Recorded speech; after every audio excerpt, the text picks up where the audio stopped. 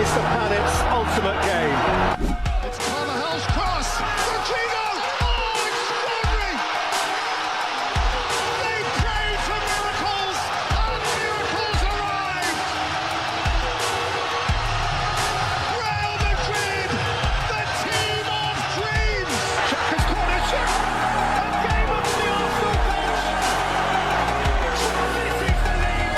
Would the Celtic guess who's never went away? It's 2-1. A phenomenon. What's happening, everyone, and welcome back to another episode of The Final Third. It's me, Sam, aka FIFA Brit, and I am joined by Mr. Brad Thomas. Brad, I hate to be the bearer of bad news, but this is our last weekend before another international break. Once again, the international break has snuck up on everybody, but I do bring some good news. I'm pretty sure this is the last one of the year, and I don't think we have another one until like February or March, which is gorgeous. But thank God, because these have been getting really annoying. Dude, they've been so annoying. I was waiting. I was recording EPL stuff this morning, and I was like, you have to be kidding me. Like, there's no way this is happening again. It's literally like, it's frustrating. It's been less than a month, I think, since the last one, which is just absurd. I don't understand why they keep just throwing them in there, you know? Ditch the Nations League, throw it into the sun, and then don't replace it with stupid friendlies. Just make the summer longer and shorten the period we play domestic league soccer. It shouldn't be that difficult, guys. Cut down on some of the matches, right? Like, yeah, like what is the Nations League? How long has that been a thing? It's so unnecessary, but that's beside the point. Let's talk about everything that happened this week, and then let's make the most and talk about what's coming up this weekend. So I feel like I never thought I would say this, but I almost feel like I'm harping on too much on Madrid while they're down. But I do feel like we got to talk about it because they keep struggling. So not only do they get absolutely obliterated in their own stadium by Barcelona, then what should have been a bounce back game against Valencia gets cancelled, which was fair enough. There was a flood. And then the next game is, against AC Milan. We're going, okay, brilliant. We're back at your home stadium. AC Milan are doing okay, but not brilliantly. Brilliant time to bounce back from that devastating loss to your arch rivals. No, they lose 3-1. So what's going on here, Brad? I feel like we should probably have a talk about it. it's bad. It's bad. There's this bad mojo happening, right? Like, first and foremost, like, Jude was hyped like so much. I feel like he's not even playing terrible, right? No, he's doing his job. Yeah, but his job's changed. Hype machine, the Madrid hype machine, then that looks like a black eye. Then Mbappe is now upset that he has to play the 9. Now that looks like another black eye. Then defensively, they're freaking awful. That's another black eye. You're just like one thing after another with this team. And, but what's kind of funny? Madrid have never been fast starters to a season. Like, that's never been their thing under Ancelotti. But this is like probably the slowest I've ever seen them. Yeah, and even the games that they're winning, they're not looking convincing, which I think is like the big difference here. Like, at least beforehand, they were winning games, and the games they were dropping were like, last season they were dropping games to Atletico, and even then, I think only one of those was actually in the league. I think, it was mostly cup stuff and stuff like that, where, it wasn't affecting the league campaign. And then, obviously they won the Champions League. So, they do always start slow, but this is different. This just feels like a lot of problems that, not to toot my own horn, but problems I highlighted over the summer that could really be a problem are now coming back to significantly affect them.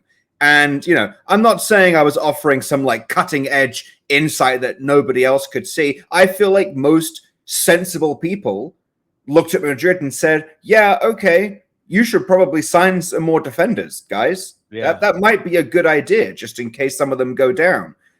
Like last season when Militao, ruptured his ACL or whatever the hell happened to him, and he was out for the season. Now you've got Rudiger, and even Rudiger got hurt temporarily. You know, Vinny got hurt last season several times.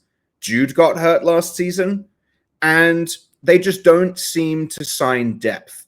And I think it's one of the few things that I really don't like about Perez, because at the end of the day, overall, Perez is a very successful business guy. He usually knows what he's doing. But there are some times where I think he's so principled about like needing people to love Madrid, and you're only going to sign you if you love Madrid and you only want to play for Madrid. That he almost, it's like, I don't know if this is an expression that you guys have in America, but you cut off your nose to spite your face, or whatever the hell you say it. Yeah, I thought it was something about a horse. It's something like that. I don't know the exact expression. I probably just completely butchered it, but he's screwing himself over. That's the American way of saying it. Yeah. He's screwing himself over for the sake of this principle. And I think that was really highlighted by the whole Lenny Yoro transfer saga, where he basically said, we're willing to bid 20 million to your club. And if they don't accept that, then that's fine. We won't pay any more. If you love Madrid so much that you want to sign for us, then you will run down your contract and join us for free next summer. Keep in mind, who did Yoro play for? Was it Lille? Was it Lille that he played for? Yeah. Keep in mind, Lille said, hey, there's a good chance we get big money for you here. If you decide to wind down your contract and leave on a free, we're not going to play you. We will spite ourselves to screw you over. So Perez was basically saying, yo, we know you might not get a single game for an entire year. Even under those circumstances, if you really love Madrid, you will run down your contract. Yeah. And it's just like, no, he's not. No self-respecting professional player is going to sit out a year to join Madrid. I don't care how good Madrid are. No one's going to do that. Man U rock up with a 60 million bid. And keep in mind, a lot of Madrid fans is like trying to like cope with the fact that they didn't sign Yoro, who they had been supposed to sign for like a year and a half, that it had been hyped for a long time. They were just like, oh, well, they bid 3 times what we were willing to pay. So, we should never match. Yes, you should. You're Real Madrid. You have money. You keep bragging about how you're one of the richest clubs in the world. 60 million is not a difficult bid to match. It's not like Madrid were engaging in tons of business this summer. They famously, quote unquote, didn't pay anything for Mbappe. We can call that bullshit if we want to, but they didn't pay a transfer fee, so we'll give them that. So 60 million for one of the most hyped teenage defenders in the world is not unreasonable. And Perez said, nope, we're not going to authorize that. They let Man U walk away with it, and then decided not to bring anyone else, which just is ridiculous to me. So, you can't like, and I hate using the word groom because it's got much worse interpretations, but they were grooming Yoro to come to Madrid. Perez was talking to him. They were speaking over the course of a year, and they were like, "Yo, you're going to come to Madrid. We'll pay you. We'll buy. We'll pay the transfer fee, and you'll come." And the same way they were grooming Mbappe to come to Madrid for a long time. So like it was very clear that was a transfer, and all things equal, he's never picking Man U over Madrid if they bid the same amount of money. And then they threw that away over the sake of 40 million, which in today's transfer market for a young teenage talent, even a defender, is not that much money, and then didn't sign anyone. So that was a problem that everyone could see, and they just allowed to happen. And then the whole, there's the whole Mbappe saga, which is a problem now. And people thought maybe it will be, maybe it won't be. He's one of the best players in the world, which he is. And now it's proven to be a significant problem because he's not happy with where he's being played, even though he should have known that he was going to be playing up front because Vinny is arguably one of the most locked-in left wingers in the entire world. And I don't understand how Perez can forgive Mbappe for what he did a couple of years ago. Listen, it's so stupid because, like, was this conversation not had before? That's what I want to know. You'd think they'd have talked, right? Right. Like, it just feels like, what does he expect was going to happen? Yeah. I don't know. I'm so like this whole saga. I'm so confused about. Like this is like something that we should like. They should have already had hashed out. Yeah. Before he signed. Yeah.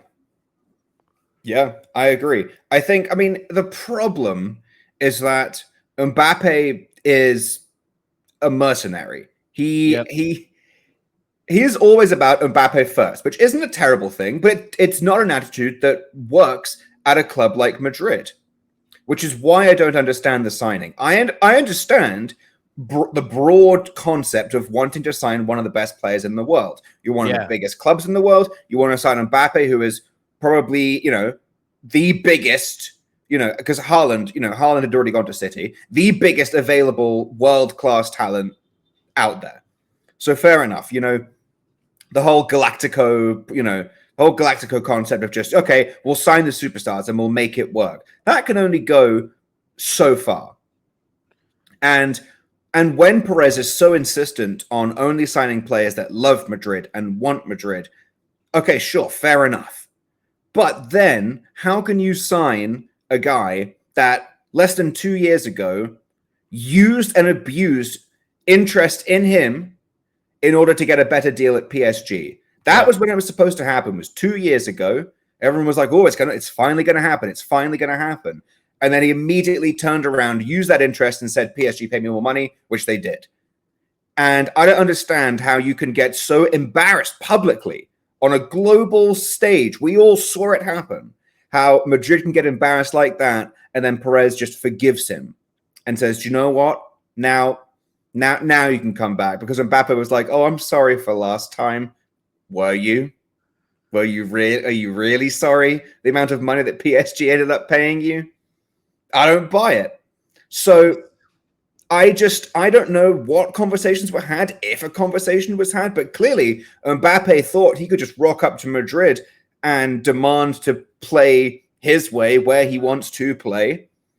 If he did think that, he's an idiot, because Madrid will always side with Vinny over him. The club will, the fans will. 100%. So now you've got a mess. Now you have a front three of 3 left wingers, and it just doesn't work. It just so doesn't work. And listen, like, we can harp on this all we want, but I'll say this. It's not always about getting the best players in the world if they don't fit your team. Yep. If you could have assemble a squad of Avengers, but if 3 of them don't fit, it can mess up everything. There's no fluidity to that team whatsoever. No, and no one is being used in the role that they should be, because now obviously this has shifted Jude back. Yeah. So now that's not to say that Jude isn't effective where he is. Jude is a brilliant center mid, and people forget that he was a very good 6/8 for Dortmund. That's where he played. It wasn't until he signed for Madrid and turned into this, world-class attacking mid 10 kind of player that everyone realized, oh shit, this guy can score and assist too. But, just to remind everyone about the worst line I ever looked at and didn't take, or I guess the best line, but the decision to not take it was bad, was Jude. Did I tell you about this? Do you know what Jude's total goals line was for the season? What? 5.5. When he signed for Real Madrid over the summer on Bet Rivers, his total goals line for the entire La Liga campaign was over 5.5. You could get it minus 120. Wow. So that's what people were expecting from Jude. And I was debating that line with people. I was like, if he's playing as an attacking mid, this is a brilliant line. But assuming he plays like center mid, do we think he can get 6? Do we think he can get 6? And then even in preseason, it shifted ever so slightly. It shifted to, because once he started playing preseason, I was like, he is playing attacking mid. Okay, I need to get on that line. Then I saw it shift to 6.5, and the over was around minus 130 to minus 140. I was like, it shifted a bit too much. I'm just going to not touch it. And then, of course, he scored, 20 goals? An absurd number. So that was the expectation. He's now gone back to playing that role that everyone thought he was going to play in the first place. And it's not like he's bad at it. He's brilliant at it. He like wins the most duels on the pitch.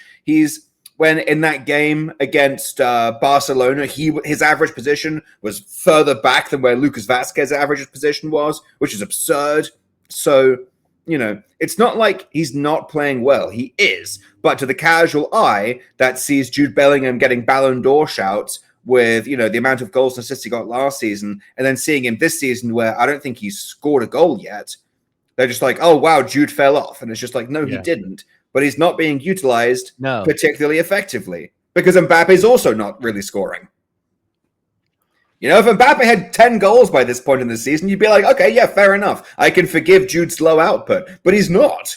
Just embarrassment after embarrassment. Yeah. So to wrap up the Madrid discussion, I tweeted this out and I asked Madrid fans to say, oh, how would you fix this? Brad, you don't support Madrid, but I'm curious, how do you fix this? Is this an Ancelotti problem? Is this a player problem? Is it something else? What do you think? I think you just keep chugging along and building chemistry. At some point, the chemistry is going to get you there. Or you're going to have to at least imagine it does, right? So it's a tough pill to swallow, but you got to do what you got to do.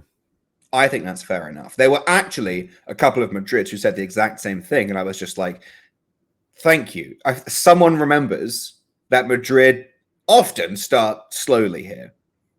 So, a lot of the times you really just have to let Ancelotti work it out because he doesn't have a tactical identity. And so he really just kind of figures things out. But he usually does figure them out, and people do kind of forget that. So interesting to see how their season does end up going. I mean, obviously, if they lose the league to Barcelona, that's never going to be good. But at the end of the day, it's a two-horse race. Really, it's going to be one of them. So we'll see how that goes. And then, of course, they've got the Champions League. We'll see how that goes. They've got a big matchup against Liverpool coming up, which I am really looking forward to seeing. It's at Anfield as well. Liverpool, obviously, in brilliant form and will be looking for revenge after the last time they played Madrid at Anfield when they were up 2-0 and then it ended up being 5-2 or something like that. That was a brilliant game to watch. Yeah. But Liverpool are ready to strike while the iron's hot and take advantage of Madrid. So we'll see how it goes, but something we definitely have to talk about. And now, just so everyone knows that I'm being fair and I'm not just harping on other teams, it's probably about that time to have a talk about Arsenal. Now, again, this is not a surprise. If you look at Arsenal's form in the last few seasons, you will always see a weird patch around October, November, December, where we go for about 3 or 4 games and we can't win. And we either lose or we draw silly games. Last season, it was a run against like Fulham and Aston Villa, where we were winning against Fulham and then conceded the last minute goal. Villa obviously beat us both times in the league last season. So, I think I always say we got a collective 1 point out of 12 against Fulham and Aston Villa last season. And that's why we didn't win the league. And people will still say it's because we only drew to Man City. I think this year's it's unfortunate. Just like health, right? Health as well. Yeah. And like, what are you supposed to do, Yeah. And like, I don't want to use injuries as an excuse because every team suffers from injury crises, as much as I hate City, they're in a pretty significant injury crisis. The problem is their B-tier squad is still most teams' A-tier squad. Like, oh, I'm sorry, you haven't got De Bruyne? Oh, okay, Phil Foden's right here. Like, oh, Savio's hurt? Oh, look, it's the 50 million Mateus Nunes that you paid a lot of money for. Wow. Oh, I feel so sorry for you. You've still got Gundogan, you've still got Kovacic, you've still got Bernardo Silva, and Haaland is healthy. So, as much as City might be able to almost form a starting 11 with their injured players, they still have accumulated such a ridiculous squad that it really doesn't make that much of a difference. Obviously, Rodri, that's the obvious one. Yeah. And then that's what pisses me off is obviously City are a worse team without Rodri. That was pretty proven last year when Rodri didn't lose a game for City. And anytime they dropped points, it was because he was out. He's on the bench, yeah. Yeah. Well, I don't think he was You know what I benched. mean. He was suspended. He was suspended or a little bit hurt. But yeah. He wasn't on the pitch. He was not on the pitch. That much is for sure. And what's so frustrating is, for the most part, Arsenal, over the course of a season, Arsenal are fairly fortunate with injuries. Now, it's weird because people will look at the number of injuries that we have, and they are relatively low compared to other teams. Yeah. But the problem is, whenever one of our guys gets hurt, it's always at the worst time, and it's always the worst player. So, like, the first season we were challenging for the title, properly challenging for the title, was 22-23.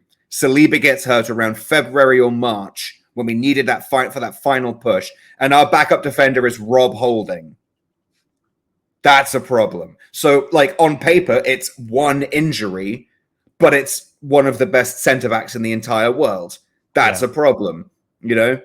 Last season, we knew that we needed the new defender. We needed the new left back because Zinchenko wasn't cutting it. Kivior was okay, but not brilliant. So who did we sign? Jurrien Timber. What happens to him? Tears a muscle in the first game of the season. First half of the first game of the season. Insane. Out for the entire season. You know, I hate coming up with hypotheticals. Like, I don't want to say if Saliba is healthy in 22-23, we win the league. If Timber plays last season, we win the league. But those are not ridiculously far-fetched things to say. No, they're not. And especially when you see guys like Zinchenko giving the ball away against Fulham, and you're just like, well, Timber wouldn't have done that. And now this season, now we get Odegaard, who gets injured in an international break. Yeah, we lose. Saka is clearly fatigued just for playing so much because he plays every minute of every game for Arsenal and for England. He also gets hurt on the international break. Bad too, because like now, like in this run of form for Arsenal, Saka has to play because you're like basically chasing the game. Yep. And the problem is that I sort of knew this was going to be a problem, but I still don't disagree with this, with the sales themselves. When we sold Smith Rowe, I was sad because he'd been at the club his whole life, and he's an attacking mid, which we don't really have that many of. We don't have, he's the perfect plug. If Odegaard is out, you put Smith Rowe in that position. He is an attacking mid. Trossard is not. And yet, we are playing Trossard there because we don't have any other natural number 10 that really fits into that role. We've got Nwaneri, but he's 17 years old and is not ready to start Premier League games. And it pisses me off when idiotic Arsenal fans on Twitter are just like, well, look at Yamal. He's 17. He started games for Barcelona. If he's good enough, then he can start. And it's just like, I'm sorry, I'm not going to Barcelona for an example on how to handle load management for my teenage superstars, okay? No, no offense, but that is not Barcelona's area of expertise. If you look at the injury history for players like Pedri, Gavi, and Alejandro Balde, they play their players too much, and it comes back to hurt them significantly. So I don't want to play him that much, but the problem is, we don't have a player we could just put in there. We sold Smith Rowe for 30 million, which I think is a perfectly reasonable sale.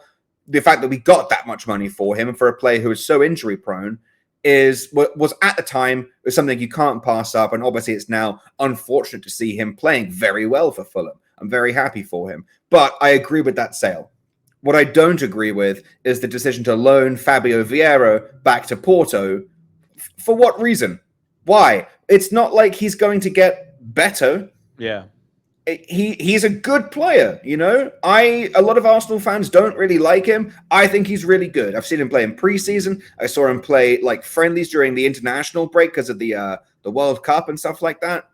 I've watched him play. He's a very good player. He can play in that Odegaard role, and he can play on the right wing. He's a little weak, but he's technically very good. He's quick, he can dribble, and he can strike the ball really well. That kind of player would be perfect if Odegaard isn't in the squad, which, because of injury, he's not. And now, without any natural creative player to replace Odegaard, all our creativity comes through Saka. And if Saka's hurt, like that game against Bournemouth, then we are unable to create anything because we don't have a player that can do that, which is a problem. That being said, I think all the Arteta out fans are ridiculous and need to. I don't think I've heard those. Oh, well, you're not on Twitter enough then, Brad, and that's probably for the best. My algorithm is way too attuned to Arsenal content, whether it's for us or against us, and the amount of people that are just like, we have to win the league or the Champions League or the FA Cup this season, and if we don't, then Arteta isn't good enough and he has to go. It's just like, I'm sorry, what kind of ultimatum is that? Look, I'm not going to say trophies don't matter. Obviously they do. But are we really putting that much stock into winning a trophy? Because that's what got Ten Hag another go at Man U. Yeah. And it's just like, would you say Ten Hag is a good manager because he won the League Cup? No. Good for him. A trophy is a trophy. And if Arsenal won a trophy, I would celebrate it. No one's saying that, no one's turning down trophies here. But you cannot use it as the only barometer of success for a manager. Is it important? Yes, obviously. I'm not going to say it's not. But you can't just be like, oh, if Arsenal win the FA Cup, suddenly Arteta passes the test. One, he's already got an FA Cup. And two, so what? He's got us playing so much better than we have done in previous years. We've gone from a team that was finishing 8th, like back-to-back 8th place finishes. And then, we got 5th, 8th, and 8th or something like that. And we went from there to second, and we're in a good position to win the title in both of those seasons and got outclassed by, even though they're a bunch of fucking cheaters, the most successful Premier League side in history. So, okay. I don't mind coming second to a talented bunch of cheaters. I feel fine about that. Obviously it hurt at the time, but if we're talking about long-term success, yeah, the guy that got us back to challenging for a title and not just qualifying for Champions League, I want that guy in charge. So yeah, I didn't know that, man. I did not know that's how Twitter is rolling right now. Dude, Arsenal fans are some of the most emotionally just unhinged group of people. I mean, it doesn't help that Arsenal TV became so popular because we then offered a mainstream platform for the most absurdly unhinged, just trying to be contrarian opinions, out there. No one wants to listen to a reasonable Arsenal fan. They want to listen to an Arsenal fan that's just like, oh yeah, sack Arteta, and always hear a guy talking like that too. Sack Arteta. We need to bring in a proper English gaffer. Let's go get Eddie Howe. Why don't we bring Gareth on board? Gareth was good for England. Yeah, he'd make the most of it. No, English managers are terrible. Sadly, it's a fact nobody wants to admit, but English managers are god awful. An English manager hasn't won the Premier League. The last time an English manager won a domestic trophy was Harry Redknapp back in 2008 when he won the League Cup, I think. Something embarrassingly a long time ago. So I am perfectly happy with Arteta at the helm. It's just a bit of a rough patch. It's unfortunate that our rough patch coincides with a chance when City look particularly vulnerable. But Liverpool look good. We'll see how that lasts. And, just got to ride it out. That's what I have to say about Arsenal. But yeah, it is what it is. That's the state of the union for Madrid and Arsenal. Bad times, sad times. Yeah. That's okay. Unfortunate. But, it is what it is. We keep rolling, and hopefully we get a result against Chelsea this weekend. We will see. Because if we don't win that, then... Oh, man. God, Twitter is going to be unbearable. I'm not looking forward to that. So we better win. We'd better win. But I think that segues us very nicely into the weekend action. Oh, yeah. So let's talk about the weekend. A few interesting games in the Premier League. I want to say this. I laughed when I saw this first game that you put on the sheet. Well, I don't know why you're laughing, Brad. For everyone listening, the first game on the Premier League slate that I have listed as an interesting game is Wolves against Southampton. Brad, this is a very important game. You know why it's a very important game? Because both these teams need to get a win. Damn right. This is 19th against 20th place. Wolves are on the bottom. Southampton 1 point. This is what we call, for those who aren't aware, this is what we call a relegation 6-pointer. We call it that because you win this game, not only do you get 3 points, but your opponent has dropped 3. Now, I guess technically that's how every game works, but it's particularly important when you're up against a team in the league and head-to-head. So this is what we call a relegation 6-pointer. This is massive for both teams. I know it's early in the season. It's only November, but we've played 10 games. We are almost a third of the way into the season, and it's not looking good. Wolves are on 3 points. Southampton are on 4 points. Directly above them, Ipswich on 5, and then Palace are on 7.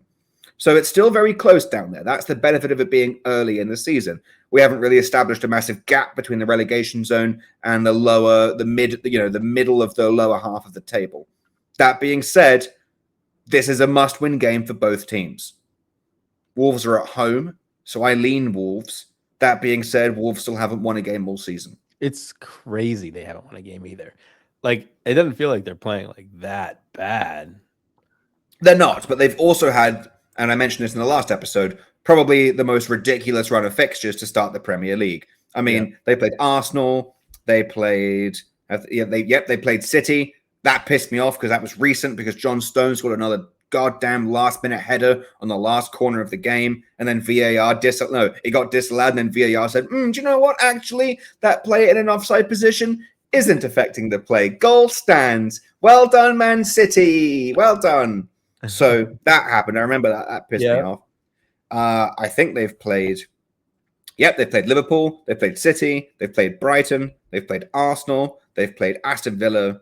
They've played Newcastle. They've played Chelsea. They've played pretty much all the big teams. They've had a rough run of fixtures. held their own except against Chelsea. Yeah, that was a rough one. That was. But they've been doing well. I mean, well, not well, but like they've been doing well to get points out of games they were losing in. They had a great comeback against Brighton. Brighton were up 2-0, and then Wolves scored 2 goals in the last minutes. One of them being Ait-Nouri, which I know cashed us, which was really nice. I took him for a single shot, and I think you took him for a shot on target that day, right, Brad? Yes, it was really nice. So that was good. Really nice. And then, we've got Southampton. That being said, Southampton are coming into on a slight run of form. It's kind of hard to say a team in 19th is on a run of form, but they beat Stoke in the League Cup, and they just beat Everton 1-0, which is a pretty solid result. Yeah. It was at home, but that's a game that you need to win, No disrespect to Everton, but Everton are in 16th place. That's a game you want to get 3 points out of if you can, and they did. So that was a big win. And now they play Wolves, who, like I said, haven't won a game since August. August the 28th, they beat Burnley in the League Cup. I think I was going to be on both teams to score in this game, and I was just like, looked at the price, and I was like, I think it's like minus 170. Yeah, minus 172. I think you just take over 2.75. Just call it a day. Neither of these teams defend. Yeah, I agree. I think it should be a really interesting game. That's why I put it on the list, baby. Hell yeah. I'm looking forward to that. Got to check out Ait-Nouri props. He will probably be involved. And then God knows what's going to happen for Southampton, but they'll score as well for sure. Yeah, they have to score. Wolves literally have no idea to keep a clean sheet. Yeah, they are the both team to score wagon. So, and I think this might be the early kickoff as well. At least it was the first game I had listed. Yeah, so I think it's the early kickoff. That would be really nice. It's not. Oh, there is no early kickoff. In fact, there's no early kickoff, and all the games are at 10 o'clock, apart from the Brighton and Liverpool games, which get staggered. But yeah, no early kickoff. Well, that's brilliant. That means I get to sleep in. That's a win. That's actually really good because I'm going out singing karaoke on Friday night. So that means I'm out. That means sleep in. Yeah, that means I'm out until 4 o'clock in the morning, which means waking up for an early morning kickoff is basically hell. It's 2 hours worth of sleep. Now I can get 5 hours of sleep. That's reasonable. That's a normal amount of sleep. Yeah, that'll be fun. Okay, brilliant. Wow, I'm so happy that there's no more early morning kickoff. That has filled me with joy. But okay, enough about the Wolves-Southampton game. Let's talk about the next game. Man U against Leicester. Oh, wait, no, that's on Sunday. I've put the games in the wrong order. Let's talk about Brighton against Man City. Now, this one's fun, mostly because Man City are about -140 just to win a game. In the Premier League, against a team that isn't Arsenal or Liverpool, that's basically unheard of, and they're playing Brighton. Now, we come to the age-old question, which I know we had this week, Brad. Is the price on Man City to win a game a trap? We thought it was a trap against Sporting. It was not. Well, no, it was. Sorry, it was a trap. As in, it was not. It was not good, and it was it was not profitable if you took it, and it was most definitely a trap because Sporting just destroyed them. I was looking for ways to see if I could take Brighton. I was actively trying to find ways to take Brighton. I needed +400 to take them. +320 is real short. +310, it's getting shorter. Mm-hmm. Like the problem with betting Brighton is they're going to come out the gates fast, but they're not going to have enough possession, right? And I don't think they're organized enough to like kind of keep City out. Like it's not like Sporting were so organized in that match, and then they had the perfect recipe on the counter. Like there's a big difference between Welbeck and Vic there, right? Yeah, like, Victor Gyökeres. Yeah. Although on a side note, while we talk about Gyökeres, absolutely hilarious that people on Twitter were saying, "Oh, he's such a it doesn't move me. He's doing all this in the Portuguese league. He would never get space in behind against a Premier League side." Yeah, we just saw him do it against Man City. I think he'll be fine. Yeah. Even though Man City had a centre back called Simpson Pussy. Wasn't exactly their first choice back line, but I saw that guy and I was just like, that's an unfortunate name, mate. You gotta pick one of those names and preferably pick Simpson. Gotta pick one of those names like Jamie Gittins did. Yeah. So much easier to say than Jamie Brino Gittins or however it was before. Yeah. Brino Gittins. Yeah. Well, that being said, Simpson Pussy, a lot of fun to say. So I hope he plays. You can't be Simpson Pussy. No, that would be funny. Gotta love it. But yeah, I mean, look, if you think there are goals in this game, which I do, just shopping around on FanDuel, both teams to score over 2.5 is -135. A little juicy, but for Brighton, they're both teams to score over 2.5. So usually like -150, -160, -170, because they love a good both teams to score over 2.5. Because they'll score the first goal, they'll score the second goal, they'll go up 1 or 2-0. And I tell you what, Man City have been conceding first so many times. They're the new Liverpool. Yeah, exactly. And it pisses me off because just like Liverpool last season, every time it happens, I'm unmoved. I don't even celebrate anymore. Like I just look down and I'm just like, oh, City are down 1-0? Okay, cool. Okay, yeah, that means nothing to me. Thank God they actually did lose to Bournemouth because I know this is a small victory in the grand scheme of things, but that was the final team that was going unbeaten. So City losing stopped the unbeaten streak, which means Arsenal's record is preserved for another year. And to everyone that says going an entire season and winning the league without losing a game is easy, okay, you go do it then. Just try. I took a bet in this game though. Okay. Because I think they do concede first, and I didn't want to. I think this bet, it's also if they don't concede first too, it still has legs. But I took City first half corner handicap. Okay. All I have to do is win the first half corners. And if you remember last time they played at Brighton, they didn't win the first half corner handicap. So I think that factored into the price too. But City have been dominating it, and this is like a must win for City. They're going to be coming out fast. I like that a lot, especially if Brighton do score first. What is there a line on the spread, or is it just win? Just to win. Nice. If you want to get, I know we used to price this for Liverpool, but I just priced it right now. Brighton to score the first goal and City to win +772. Wow. Because you always get such brilliant reverse correlation that just jacks up the odds. Makes me happy every time you do it. But like that's a very possible scenario, especially with Brighton at home, Brighton score the first goal, City win 3-1, 4-2. That could happen. So it's a fun one. It's always a fun one to play around with. But yeah, Man City money line at minus 140 is really just like, it's calling to me. But the problem is, it's not a bet that I would feel comfortable taking without lineups. And once the lineup comes out, that's a line that's going to move very quickly. So I don't think it's a play for me right now. But it's worth keeping an eye on. Or alternatively, you just go for their team total, or you don't pick a side and you just go for goals. Goals is probably the way to go. What's the total? Like 3.25? Yeah, well, so I'm shopping on FanDuel, which doesn't do Asian lines, but over 2.5 is minus 200. So the line is really 3.5. If you look at 3.5, the over is plus 130 and the under is minus 160. Wow. So you're not going to get much for your money if you just want the 2.5, which is a fairly key number. 4 goals, there's a lot of goals even in this fixture. But if you go both teams to score over 2.5, then you do get minus 135. And again, that's just on FanDuel. Haven't shopped that around. Could be better elsewhere. Probably is. Yeah. But we'll see. I'd probably just be better off going with goals. Yeah, I think that's probably the move. So the other game on Saturday I want to talk about is Liverpool against Aston Villa. Now, I keep thinking I'm going to get a nice price on Liverpool to win a game, but no, it's just they are properly priced as being very good. It's minus 230 for them to win this game, which they should, because Villa are not looking great right now.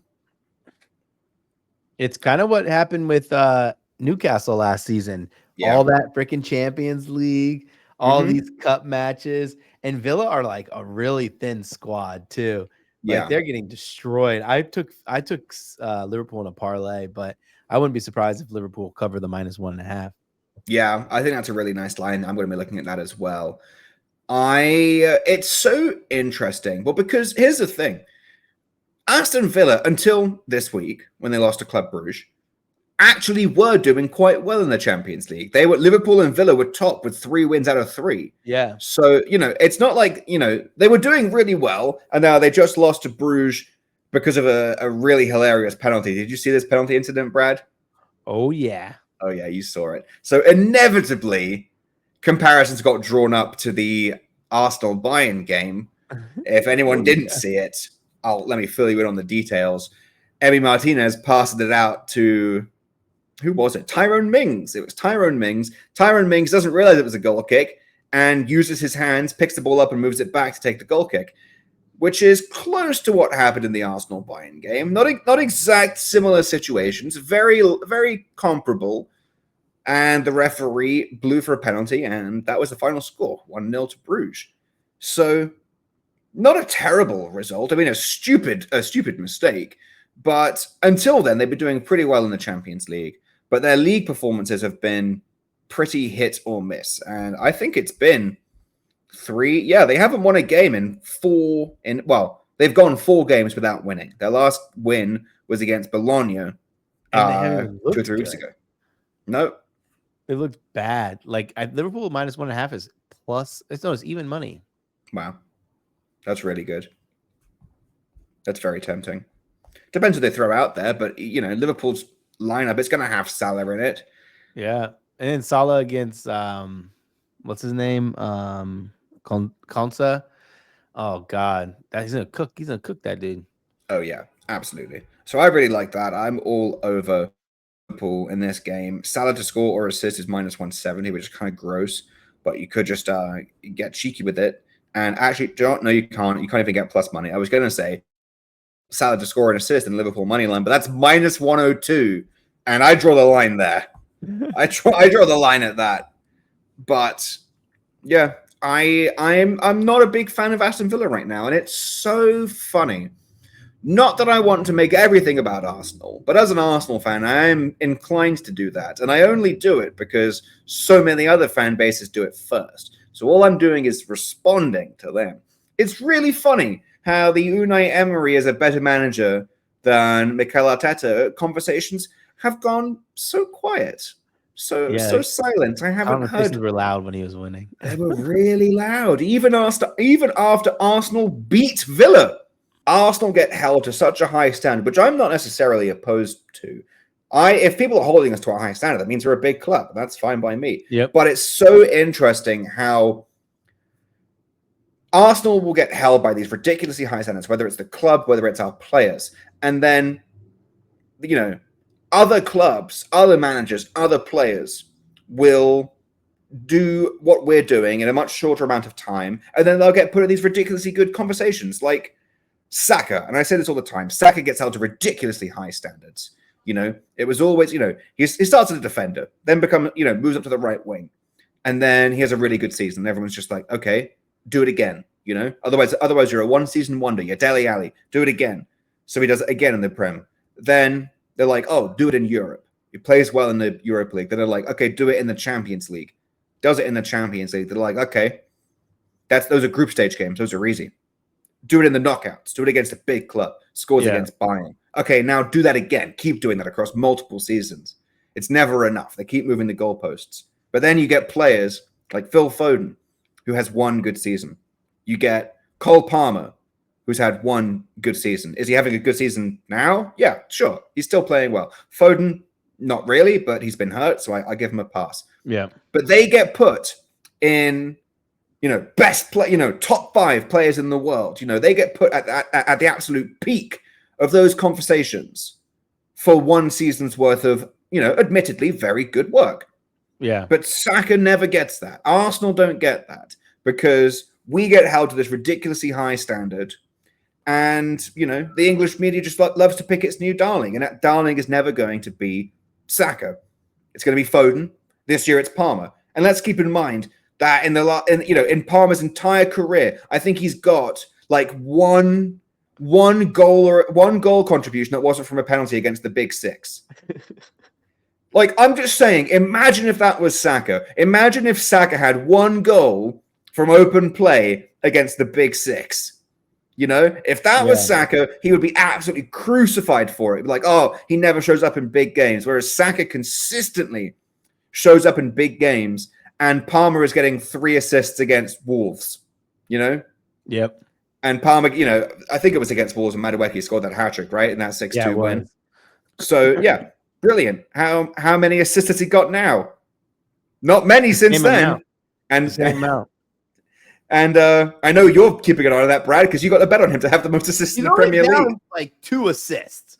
So yeah, it's still really close. Yeah. I'm just saying, it's like Enzo Fernandez today, or I guess yesterday, because it's still on the Friday. But Enzo Fernandez against FC Noah gets 3 assists in the first 20 minutes, and already Stat News FC Twitter account. This was hilarious, by the way, because I called this in the Discord.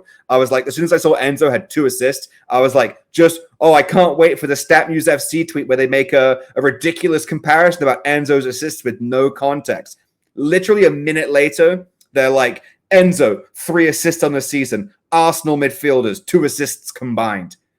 And it was just like, yeah, maybe take into the fact that he's playing the team in 4th place in the Armenian Premier League today, guys. That might be necessary context. But no context ever on that account. But they do a good job of baiting people, so I almost respect it.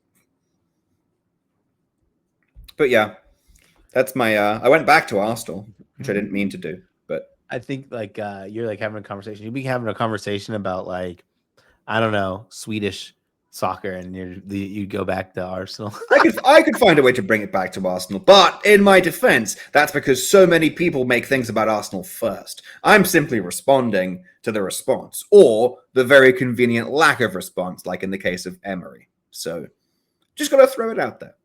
But at this point, everyone listening should be very aware of the fact that can happen at any point.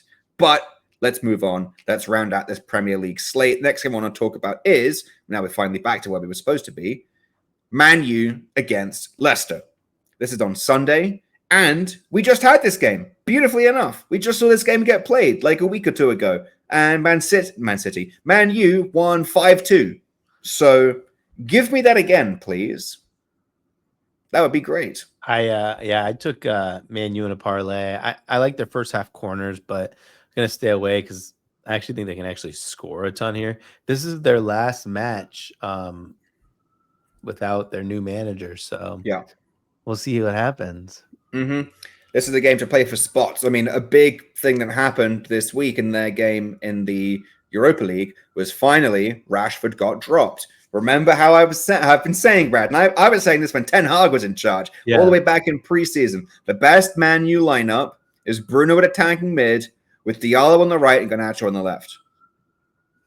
Guess what happened? Diallo gets the start finally. He hadn't got he wasn't even getting time off the bench for weeks. Yeah, starts today, gets 2 goals, easy. It's like, huh? And Garnacho didn't play brilliantly. Fair enough. He's kind of hit or miss. He's been a real EFL Cup stat padding merchant this season because he gets the starts in the cup, and then of course he'll rock up with 2 goals and 2 assists. Or Bruno do the same thing, and it's just okay, let's contextualize this a little bit. But I would love to see Garnacho, Bruno, and Diallo start against Leicester. I think that would be really entertaining. I think that'd be fun to watch. And I would actually want to bet them. If I see Rashford there, fuck that shit. I'm not about that life. He's ass. Just put the fries in the bag, bro. Just put the fries in the bag. It's over. Oh, my God. But similar to the Brighton-Man City game, this is the game that I see goals in, and both teams to score over 2.5 is fairly reasonably priced. It is -134 on FanDuel. And again, I haven't shopped around. That's just from the book I have in front of me. If you shop around, you could probably find a better price. Yeah. I really like that. I don't see Man U keeping a clean sheet. Jamie Vardy will either get a penalty because someone commits a stupid foul in the box, or he will break in behind because he's still somehow very fast. I just hope if they don't keep a clean sheet, they just win the game. That's all I hope for. Fair enough. Another game I want to talk about on Sunday, and this one is boggling to me, is Nottingham Forest against Newcastle. Now, I know Newcastle have just beaten Arsenal, but to be fair, Arsenal didn't have Odegaard, and Newcastle were at home. This game is being played at Nottingham Forest's home stadium, and they open as underdogs. They are +180 on the money line. Newcastle are +155. Now, that's fairly closely priced. I don't think there's no clear favorite, but Newcastle are the favorites here. So, just spitballing here. Nottingham Forest, who, let's just remember here, are in the top 4 right now. They are currently in 3rd place. That's ridiculous. They are playing incredibly well. They have 5 wins, 4 draws, and 1 loss this season. That is a very, very good record for any team, but especially for Nottingham Forest. And they are +100 at home on the tie no bet against Newcastle, who, despite just beating Arsenal, are in the bottom half of the table. I just think this is the price. This is where it starts to become I can't play them anymore, right? The price is coming down week by week of when you don't want to play them. And I also think them being 3rd on the table is before and this is no disrespect to Forest. I think they're a good team. They're playing great football, but also now they're the hunted. They're not out there hunting as the underdog, which means I still want good value on them. I think this game ends in a draw. Fair enough.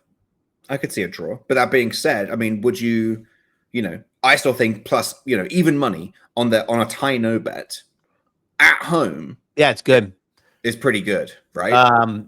Newcastle have only won 17 matches in the last 2 seasons away from home. I don't know, but they're not brilliant at it. I know that for sure. No, I know the number. Oh, look at you. Oh, well, fair play. You've come prepared. That is something I'm unfamiliar with. I have all these random stats in my head. Look at you coming to the recording session with numbers prepared. They're not great. They're one of the worst top half teams away from home. Yeah, the last 2 years. And top half is putting it generously. They're currently 11th. Yeah. But we'll call them a top half team. Half team. Not for now, they're not, but they are. But yeah, Forest at +100 for a tie no bet. I really like. Also, Chris Wood to score +200. The man is playing really well. Yeah.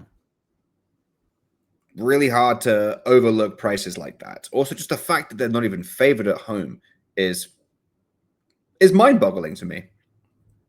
I don't get it. I mean, I do get it. Newcastle just beat Arsenal, so that's definitely going to play a factor into the price. And people are just looking at the matchup and saying, okay, this is Newcastle against Forest. In an ideal world, Newcastle should come away with something here. Are Newcastle going to lose to Forest?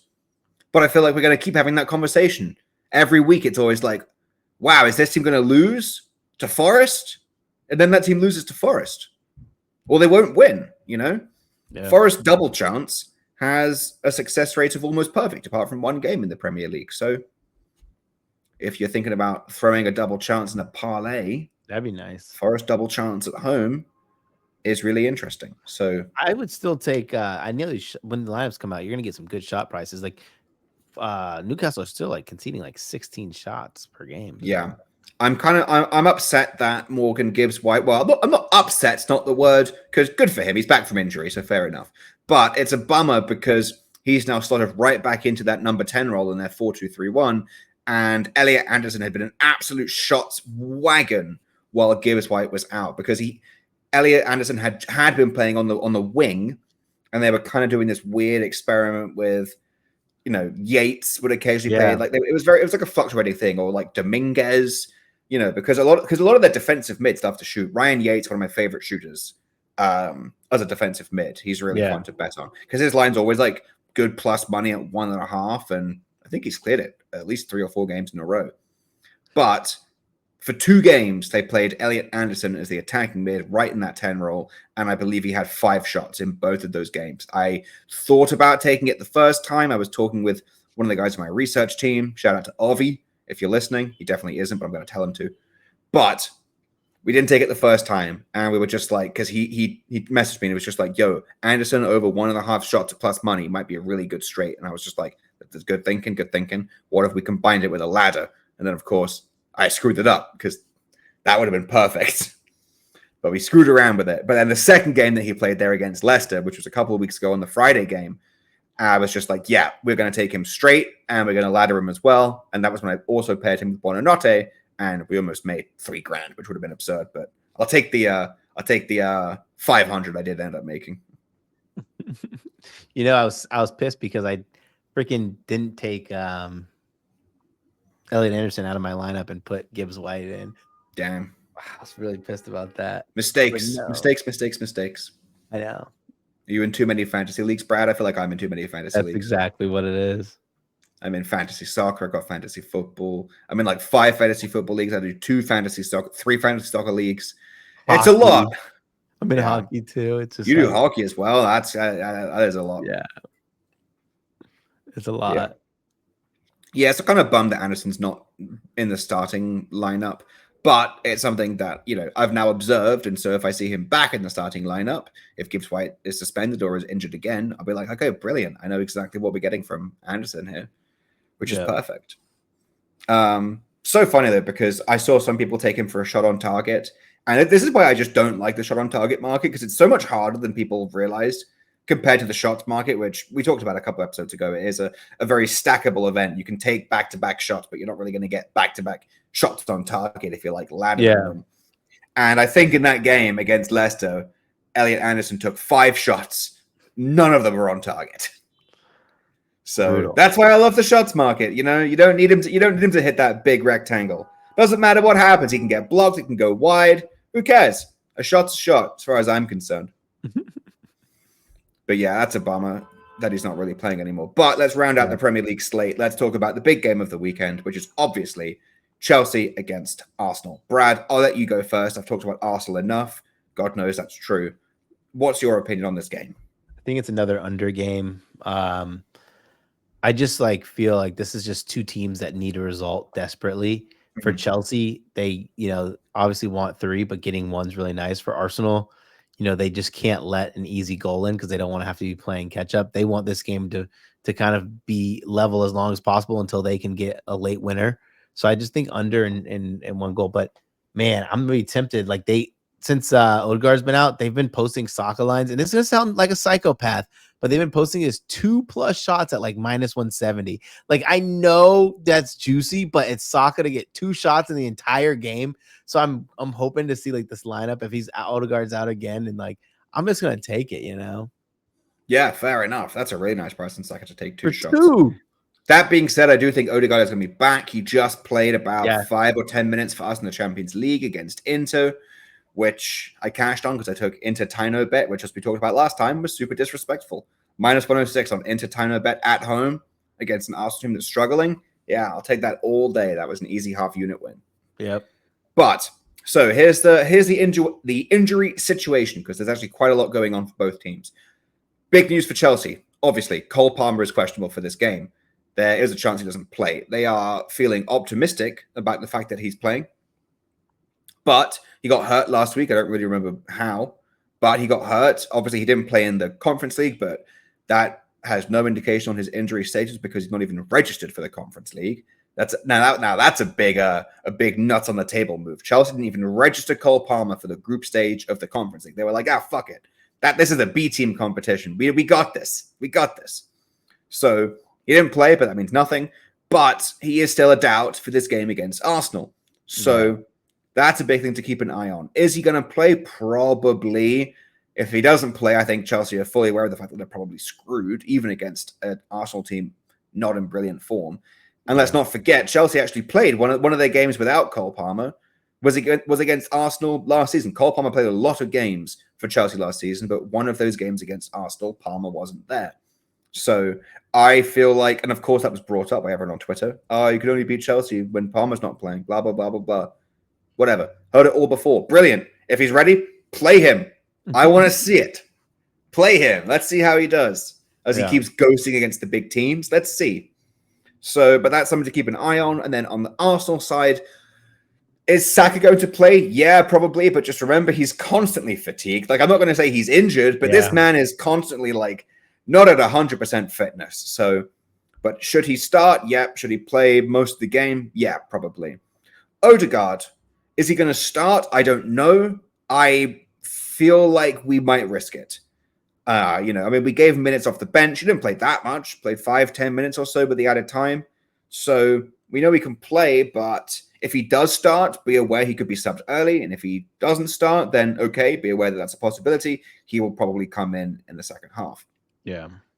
And then the other thing to keep an eye on is Declan Rice. Declan Rice did not play in the Inter game. He didn't travel because he's apparently broken his fucking toe.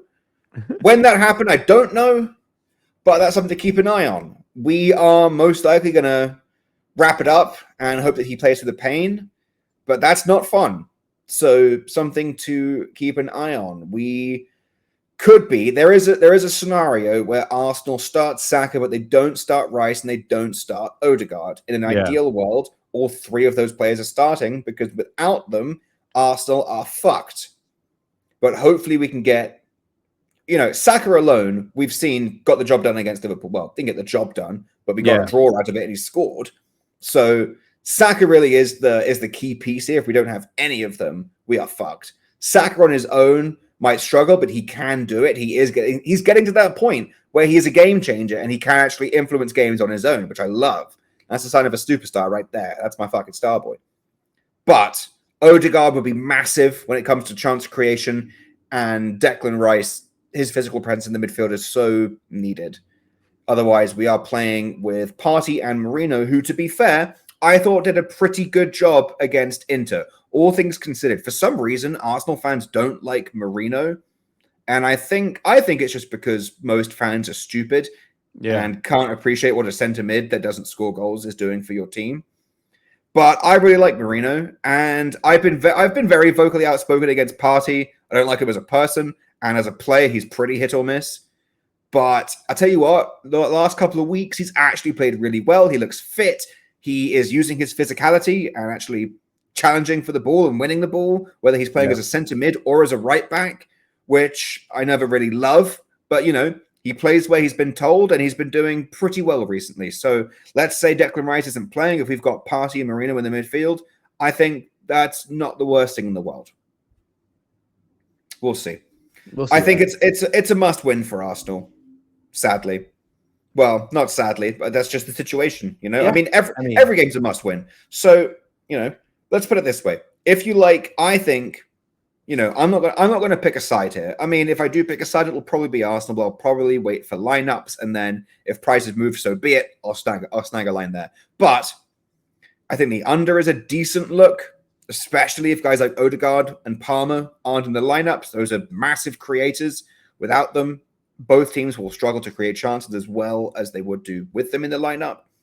But if you want to pick a side, just look at the Tino bet market. If you like Chelsea, you can get Chelsea at home, Tino bet plus 106. If you like Arsenal, you can get Arsenal away from home at minus 124. These are prices you're not going to see on these teams in most weeks. So this is your chance. If you like a side, if you really love a side in this game, don't fuck around with the double chance. Don't fuck around with the well, you can parlay if you want to do the double chance, but don't take it straight. I wouldn't take a money line here. Just take a Tino bet.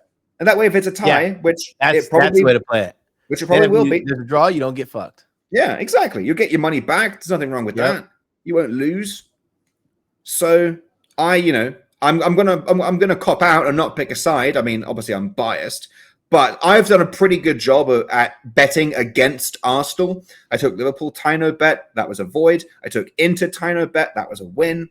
So I know good spots about when it is advantageous to bet against Arsenal. This is not one of those spots. I'm not going to say that Arsenal are definitely winning, but this is not a spot where I'm going to be like, yep, Chelsea Tino bet plus 106 at home. I really like that. This is not the game for that, in my opinion. As the Arsenal whisperer, most of my Arsenal whisperings are about betting against them. I have zero action on this game, zero. So fair enough. And like I know you mentioned the under. If you do like the under 2.5, you get a nice fat plus 111, and that's on FanDuel alone. You're getting a nice big number on that if you like the under. So worth taking a look. Or if you want to get tricky with it, you can parlay under 3.5 with either team's double chance. Under 3.5 and Chelsea double chance, you're looking at almost plus 120, and with Arsenal double chance, you're looking at plus 111 or plus 110. So there you go. There are multiple ways to attack this game depending on who you like. I think we both lean the under, but I'm not going to commit to the under 2.5 line yet. If Palmer is out and Odegaard is out, the under will move, but I'll probably take under 2.5. We will see, though. This is very much, and I say this every week, this is very much a game that depends on lineups. Yes. Some games matter more than others. This one really does. Yeah. Any other Premier League games that you want to talk about, Brad? No, I'm good. Beautiful. All right. Well, let's move on. I have a few games in the other mainland continental Europe leagues. We'll start with La Liga. And as always, I think it's time to talk about Madrid. We're not going to harp on too much about the state of the club, but they are playing at home against Osasuna. Historically, Madrid play very well against Osasuna. Now, I had a Vinny ladder ready to go for when they played Valencia. That game got postponed. I thought about taking it against AC Milan, decided not to, but I did get Vinny to score or assist because he scored that penalty. This is the game to ladder Vinny goals. At home, in the league, soft matchup, even though Osasuna are playing, relatively speaking, better than they usually do. They're in the top half of the table, I believe, which is pretty good for them. Madrid at home in a, I keep saying a must-win match, but they've now conceded 7 goals at home in the space of the last 2 games, 4 to Barcelona, 3 to AC Milan. You cannot let this Osasuna side get a result against this Madrid side. You just can't let that happen. This is the 3rd home game in a row. You need a big win here. And even then, that won't be enough to the Madrid faithful that understand that there's potentially a problem going on at the club. So this is the bare minimum. The bare minimum is a big fucking result. And if I'm going to bet anyone to deliver, it's going to be Vinny. Well, you gonna bet him? How are you gonna bet him? Goal? I think I'm going to take the goal. Well, I'll see what the score or assist is, but I'll pull it up right now. But the problem is his to score or assist, especially in La Liga, is very juiced. Especially, see, Madrid are minus 600 on the money line, so that's already a bad start.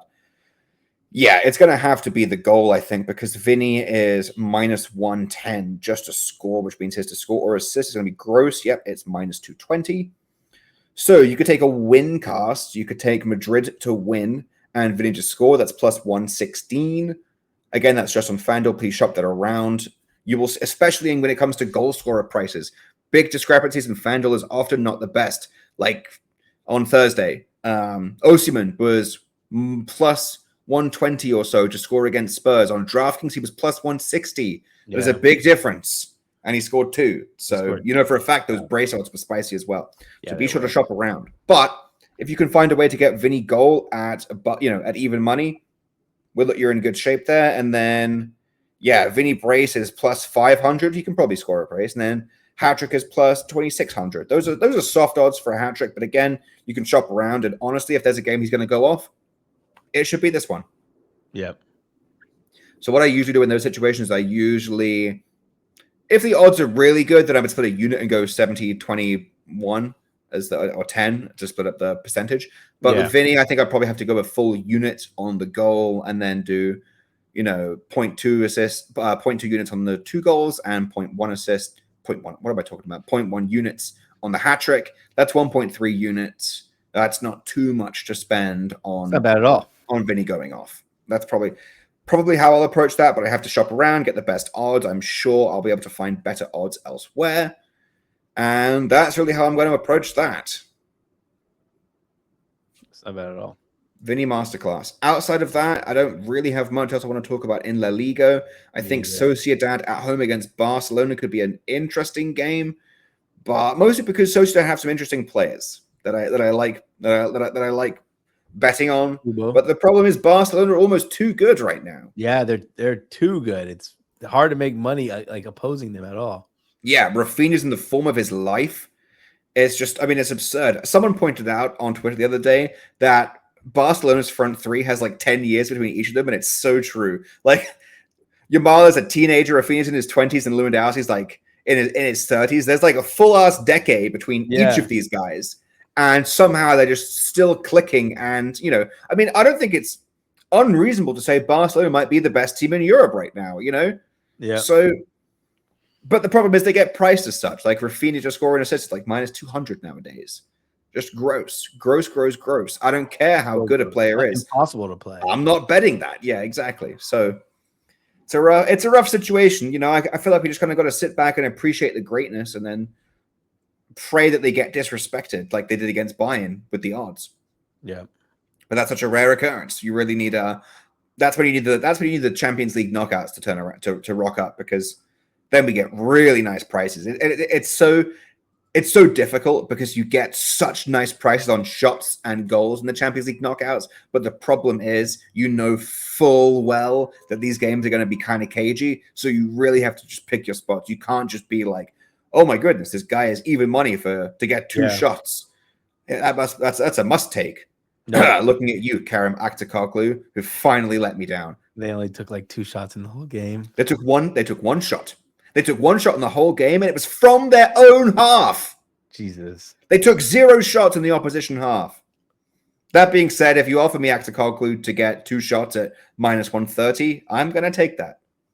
Yeah, you have to. And you have to. It's a line he hadn't missed all season. Let's just live with it, Yeah, exactly. I'll live with it. I didn't even go for a full unit because I was just like, you know what? There is every chance that Bayern just outclassed them. And that's exactly what happened. Mm-hmm. So it is what it is. But I am looking forward to the latter stage of the Champions League.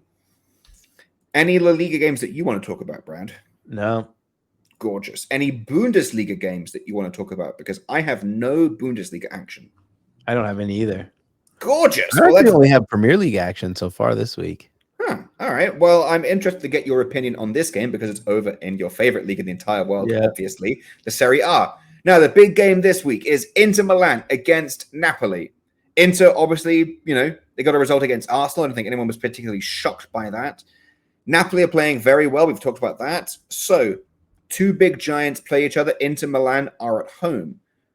Even if you don't have any action on this game yet, what is your initial instinct on this match? Initial instincts take Inter. Fair enough. that my problem with Napoli, and it's always been like a problem with Conte, is they need to play with a lead. Conte ball is not good when you're not winning. Lukaku for the first time, maybe all season, didn't look good against Atalanta, and now they play against another really strong team. So for me, I naturally gonna just lean towards Inter, and I mean, like getting Inter at home at -110 is like always a good idea, right? Like you can't be upset, like whatever happens. That's a really nice price. Yeah, Can't argue with that. I agree with you on the Inter money line. I was thinking about the under, but I don't know if I want to do that, especially after watching that 4-4 game against Juventus. God, that was a wild ass game, and it's not like Napoli can't score. They've got Special K, they've got Lukaku, even Scott McTominay is playing really well. So kind of hard to argue with that. I will look at a Scott McTominay shot on target. If they hang that at like +150, I'll probably take that. Outside of that, Inter money line, at least on FanDuel, is -120. Inter money line is -120. I'm sure you can get better if you shop around.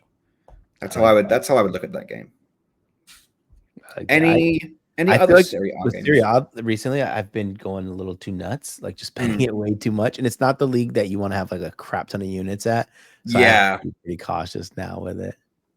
That's fair enough. Can't argue with that. Yeah, I know I said I liked last week's slate, but I had very little action on it because I was just looking at the odds, and the odds just weren't that good. And a bunch of people in the Discord sort of asked me, they were like, "Oh, Sam, you're gonna have anything today?" And I was just like, "No, I don't think so."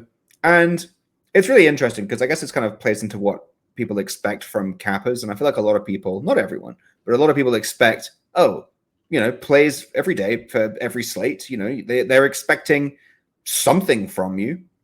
And I was just kind of like, do you know what? No, I don't love this. I don't love the odds on these games because a lot of people just think, oh, what's your opinion on the game? And say your opinion is Arsenal are going to beat Chelsea. Yeah. And then they'll be like, well, naturally, are you not going to shop around and find the best odds? And it's just like, yeah, that's part of it. But, and I explained this to the people that were asking, who were very chill about it. They weren't being like, you must give us a play. They were just kind of like, oh, Sam's been quiet. That's which immediately sparked red flags. They were like, fuck, Sam's really quiet. Something's wrong. And I was just like, yeah, you want to shop around for the best odds, but I have, an idea of what I want the odds to be in my head. Yeah. And it's not just about getting the best price. Yeah, that's part of it. But if the best market price is still below what I think it should be at, I'm not going to take it. It's not worth it for me to take at that point. So, and sometimes, very rarely, it doesn't happen, but it did happen last weekend, is nothing meets my criteria of what I want. And it's just like, okay. That's good discipline, though. I'm fine sitting out. Yeah, exactly. And that's just like, because I'm fine doing it. But I really wanted to try and normalize that. And I wasn't just doing it to prove a point. I was just like, okay, this happens to be a good time for me to teach you this lesson. I want to try and normalize, members who are, yes, at the end of the day, they are coming to you for advice on betting.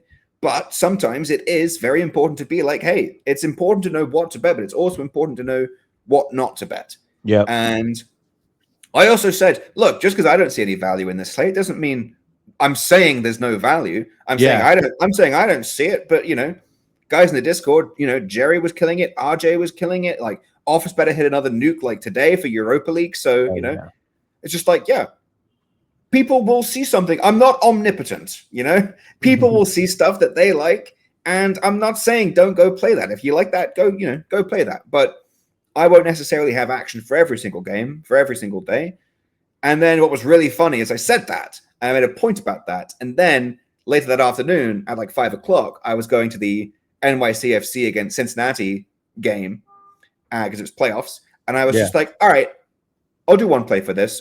Tiny, I'm talking like 0.05 units. It's $5 for me, and that's, I have $100 unit. So if you have a smaller unit, we're talking like loose change on a plus 7,000 lotto. Because I was like, I'm going to go to the game, so I'll throw one together. We'll make it fun.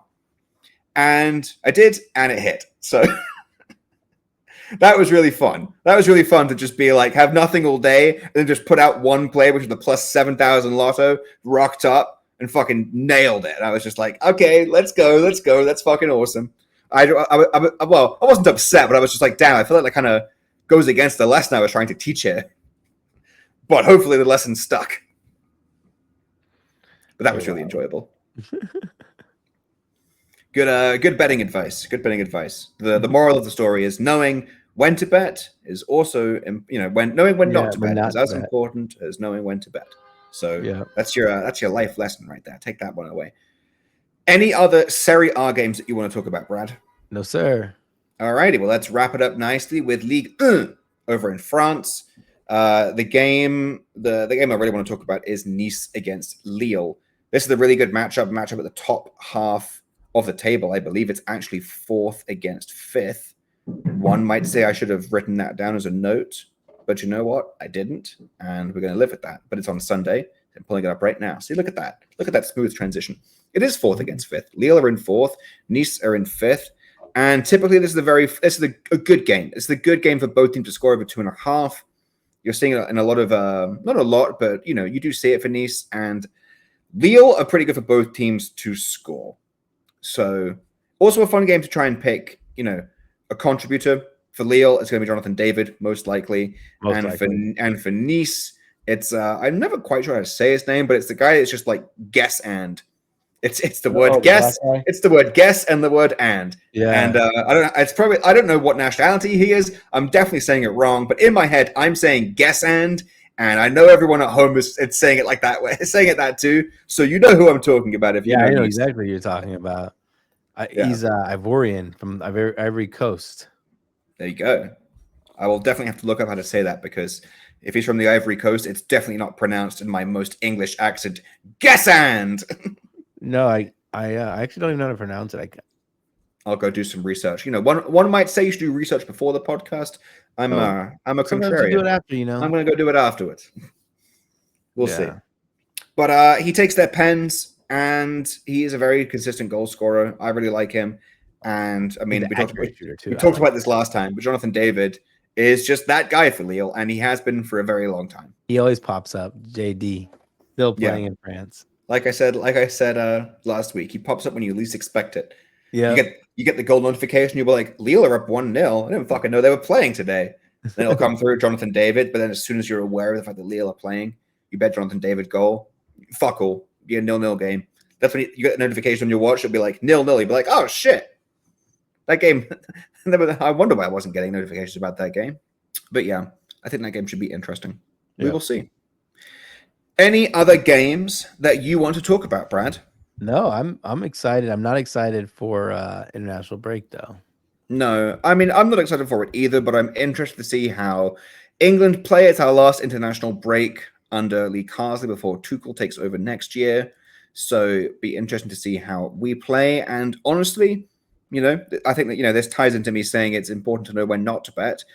I'm fine with an international break. Is it annoying to break up my viewing experience as a fan? Yeah, but it means I can kind of take a step back from soccer and recharge, gather some data, do some fun stuff like that, and look at other sports as well.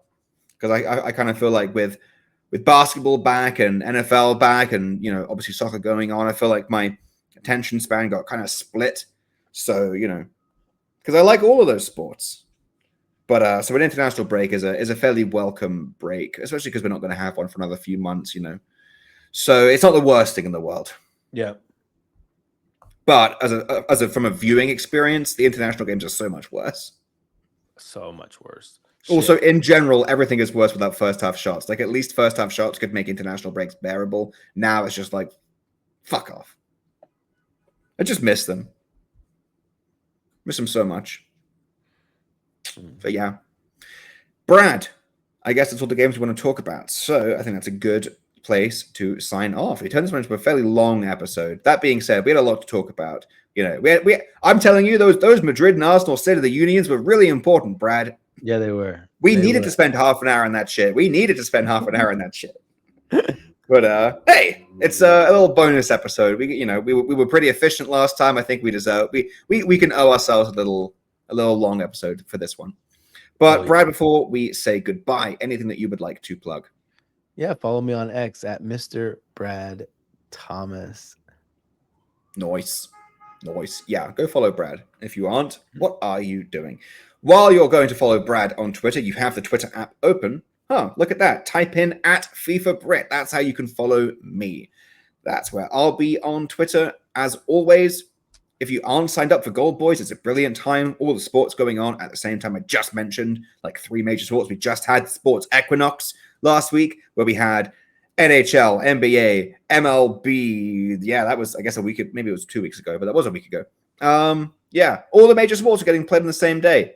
Baseball's done, but the rest of them are still going. So yeah, brilliant time to sign up for Gold Boys. You can sign up at goldboys.com. And again, thank you to the Gold Boys Network for continuing to host this ridiculously chaotic podcast where we chat shit for way longer than we probably should. But I don't view it as going over our time. I view it as you getting bonus content. That's one way to spin it.